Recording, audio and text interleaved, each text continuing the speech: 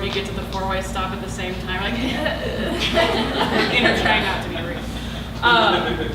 I'm going to stall on talking about myself by reading this poem first. It's called Discontinued Thunder. Under a shadow, I grow 10 million antlers out of my nipples. I witness an annihilation of foxes. Whoops, there is dust. We know so little. We know what capitalist oppression the lightning bugs face there on the lake, a clusterfuck of geese. They are crying. There are no prayers left in the world. There are no church moms left at the high school dance. I drink stuff from a bloated tree. It is late. The moon has not been cleared of asbestos. The moon looks to me for answers. Idiot. What do I have in my hand? Oh, it is a spooky little fish made of meat.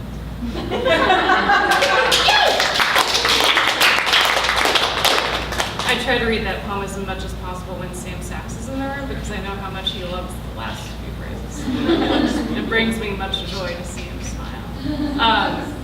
I read for the October ice cream, and when I read, it was the Halloween one, and I looked like something from a psychedelic inspired nightmare. I look much more normal this time around. And now I have a 9-to-5 job, so that's what happens in the year after your MFA. So let's see, where is it? There we go. This poem is called Search Party. The only place left I could be is the golf course, which offers its curves in the dark like a body. After a long loneliness, hearing it is still beautiful. The online quiz asks how often I get wicked drunk, and honestly, when am I not? What with dandelions and screaming available all hours of the night.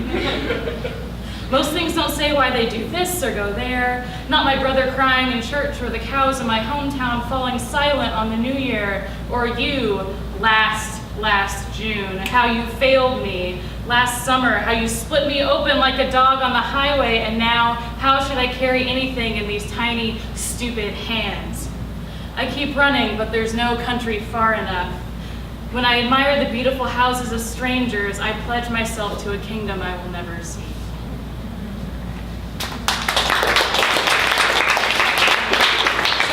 I have one left. I read this for, oh my God, my phone doesn't get really angry. I read this for the first time at the October ice cream, and I wrote it for my best friend who wasn't there that time and is this time. This is Layne versus Marine. Tomorrow the stars burn dark again and we are one day closer. I thrash my way through the world without coordination or training and wonder how we got here. What common ancestor, that there are leagues between us, but moving through the trees at night, how I smell ocean. I'm lost in a dream of us, shoulder to shoulder on the field, breathing air we both can breathe and know how to be soft, but with claws for killing. I draw a triangle between my eyes, pointing downward to pierce the fear in my heart. The seasons change and soon a storm will arrive from the next world. I hear whales singing. Thanks. I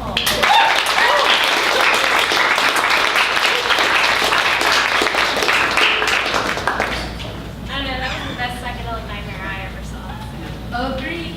Yeah. Also, there are a couple people fighting over who is your best friend. We all. It's the ice cream. But that was your last time. Never mind. Katelin, you gonna come up? Yeah, cool. Woo! Hi all, so good to see everybody here tonight. Thank you to Annar and to Schandra for creating this series and for sustaining it for a year. I was thinking about where I was this time last year, and I was at a wedding. And my friend was having a baby, and now like people have been married for a year and babies are a year old. And I personally believe that like all weddings are complete shit shows. So I was thinking about the wedding I was at last year and what a shit show it was. And my friend now like very lovingly refers to her husband and herself as a country of two. And I thought about, I know Micah's making this face like it's disgustingly sweet, but it is. And I was thinking what our country might be like if we were a country of two. This summer I've been working with high school students at Badger Dog, which is a program I know many people here are affiliated with and is really important for young people to be writing and to be speaking, and particularly this week in the classroom, thinking about the importance of their voices within our space and knowing who they are within that space and feeling safe was really important to me. And they're high schoolers, so I've been writing with them, and this is what's come forth. Country of two. Imagine the gusty lift towards you as we navigate rows of paper towels, need a boat to find the restaurants and gas stations in this new route. We plant spikes in steel boxes, acid soil and rain, build a dog out of thread and corn chips, knowing the dog will smell the same. No money in this nation, no room for any glass half spilled onto a countertop, no blood along our doorpost, no gutters for the rain. We are fresh plucked little wax specks of light in soil, fools in all but gold. All we say is beer and thank you. No stings on our fingers, no stings. We sit on our porch, a single bow and single arrow, taking turns swinging back and forth. Thank you.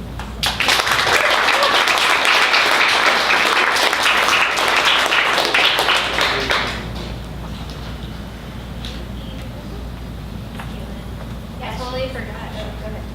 Oh, she was so kind to come back after reading here last month, so we really appreciate it.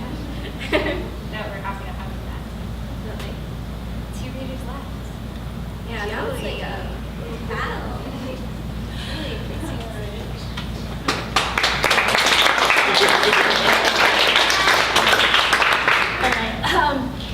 So just two quick things. I put together this small little literary journal called Bridge, and it has some fantastic poets in here that we've published. So if you have any interest in it at all, it's over on there on the table, and it's pretty impressive. So my second announcement too is I did 4 persona poems here, and I'm going to dedicate them to my sister. It's her birthday today, and I didn't get her a thing.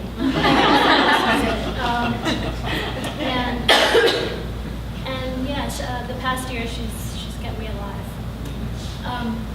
So this first poem, is anyone here familiar with a little show called Beverly Hills 90210? This poem is called Jason Priestley. Spring fits to me like a clean white t-shirt.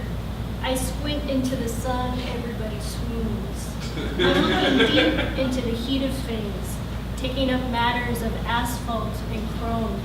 No need to get wrapped up in sheets. I part ways unreluctantly. I take a long swig of milk, gun my goozy into the hills, wonder what's more dangerous, speed or obscurity. This poem is called Christmas. I don't know if you guys are hot chocolate fans, but this can used to have like the Swiss Miss girl and braids. She had blonde braids, right? They got rid of her. I think there's a reason they got rid of her. So she's no longer on the box, but I remember her very well. So this is called Swiss Miss. I only learned after I grew old how to speak in a polyphonic yarp and tear man's nuts in two. I like chocolate, and what the sky does to the clouds after a storm, how the little sheep bleats for its mother and runs right straight into her legs. How could anyone not live on the side of a mountain? Its slopes are all I know. That and the little blue wildflowers. That and the safe hold of stones. That the feel of braids down my back as I stand over a ticking stove. I was writing a series of poems about Lois Layne for a little bit because I started reading about Superman and Lois Layne, and it just was really fun and I couldn't stop. So this whole setting is Superman and Lois Lane talking, they both kind of gone off the deep end, and the Daily Planet is no longer around. Thank you, BuzzFeed, right? So it's no longer here. So this is called Post-Metropolis. Superman, you're no fun. What's wrong with you? Sitting around the house in your boxer shorts, nothing in your hippie sandals. Come try on funny hats with me. You take the clam, I'll be the hot dog. We'll spend all your money on carameled apples and crab. I'm so sick of you working remotely. Are fine. Let's wear our underwear on the outside. Oh, Luther, beware. And this is his reply. Lois, as my guru says, every man must confront his inner cosmic lava. That is to say, please don't text me anymore. Dirt to fix and space to burn. And no, I'm not an agoraphobic. I just prefer Earth at a slower rotation now. The planet's gone. With evil all viral, I take sun salutations and diet on leafy greens. I'd like to suggest that you stop reporting into your curling iron. Namaste.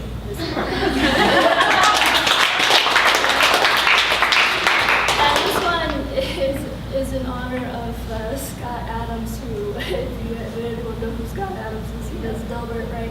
So I was a little melancholic about a year ago, so I just thought I'm just going to read a bunch of Delbert. So I went to the library and just like got stacks of Delbert and the library. So this is called Delbert. What a mouse jiggle could awaken can wait. Right now I push into a starry galaxy of warp. Forget about the usefulness of arms and legs, and wonder if this, my computer's idle sleep, is what pre-birth is like. Death, of course, being the latest incarnation of Windows.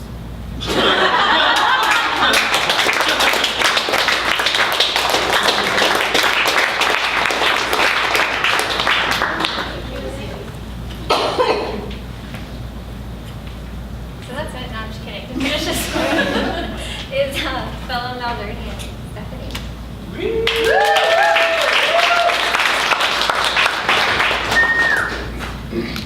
Thank you, Schandra and Annar, for everything. And thank you all for coming. It's hard to follow up something that hilarious normally, just in general. But I had a really hard time picking what to read tonight. And I felt as a queer person, this kind of ridiculous, well, I later decided ridiculous, responsibility to make you laugh tonight. I felt like I should come here, and given that it's a birthday celebration, and given what this reading series is about, and given what Malvern means to me and what the reading series means to me, I really felt like I should come here and read something funny, read something about love, particularly incredibly gay love. But I kept reading, I kept rehearsing, and none of it felt right. And the reason it didn't feel right is because given what happened in Orlando, I've been hearing as a queer person how the only thing that matters is love, and that's bullshit. Love is important, of course, but every single person who died in that nightclub, of course I don't know their backgrounds, I don't know literally why they were there, but my guess is that it had nothing to do with hate and everything to do with love. A love of music, a love of dance, a love of a particular person, a love of Latin night at the queer club, all of these things. And so I get really angry when I hear that what we need right now is love. There's love everywhere. Those people died in the face of it. So I'm not going to be reading you something funny, and I apologize for that. But it feels important. So with that done, I'm going to be reading excerpts from a long poem of mine called Curtsy.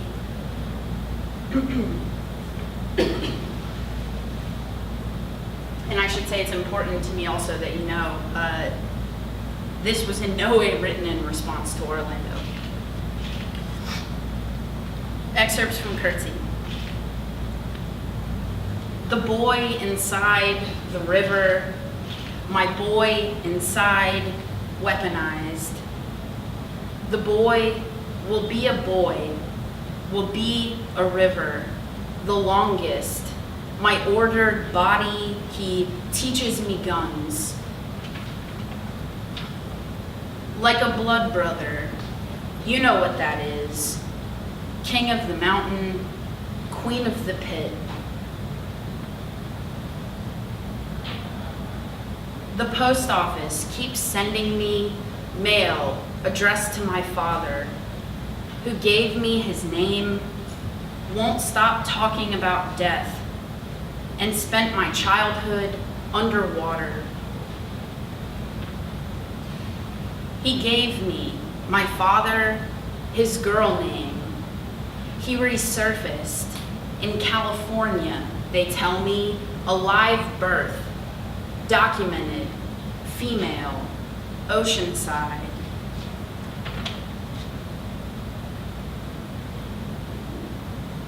Alone in my Virginia room, I named myself Randy, and Randy was a pink dream house, and Randy drew blueprints, and Randy built little houses in his ears.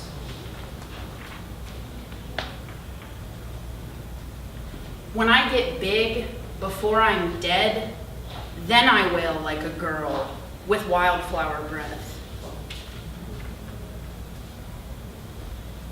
Is it offensive to call people girl?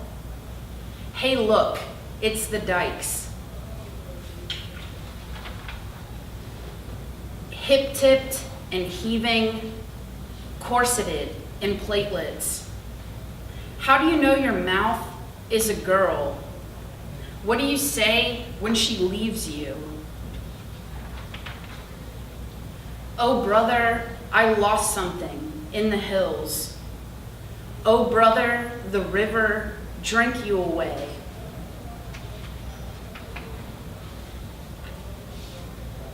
This is where the birds come to die, heads sideways on the concrete like little sleeping men.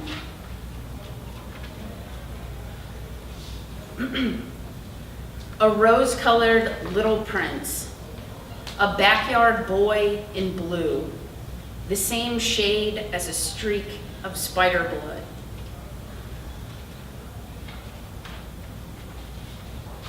A comet stomped by a girl fleeing the sky.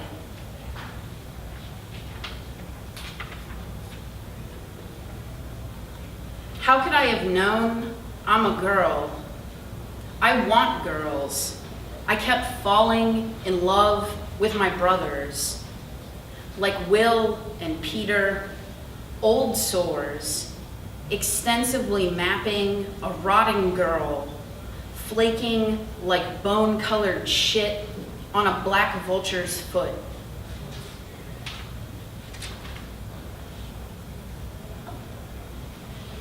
Black vultures mate for life, lay their eggs in rock, in caves, in tree cavities, on the floor of buildings abandoned like a house.